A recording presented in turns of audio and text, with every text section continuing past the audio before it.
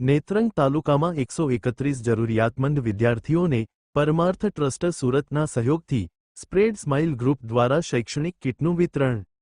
ભરૂચ નેત્રંગ તાલુકામાં 131 જરૂરિયાતમંદ વિદ્યાર્થીઓને પરમાર્થ ટ્રસ્ટ સુરતના સહયોગથી સ્પ્રેડ સ્માઇલ ગ્રુપના પ્રતિનિધિ દ્વારા શૈક્ષણિક કિટનું વિતરણ।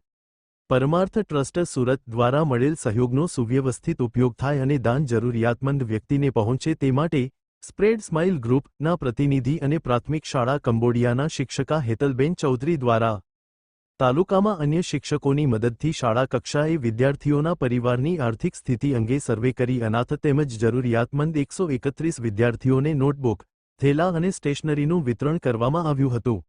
પરમાર્થ ટ્રસ્ટ સુરત ભરતભાઈ માંગુકિયાના નેતૃત્વમાં જરૂરિયાતમંદ વિદ્યાર્થીઓને નોટબુક ચોપડા થેલા વિતરણ અભિયાન આજે ભરૂચના નેત્રંગ તાલુકામાં પ્રવેશતા વિદ્યાર્થીઓમાં આનંદની લાગણી વ્યાપી હતી। રિપોર્ટ નટવલાલ ભાતિયા।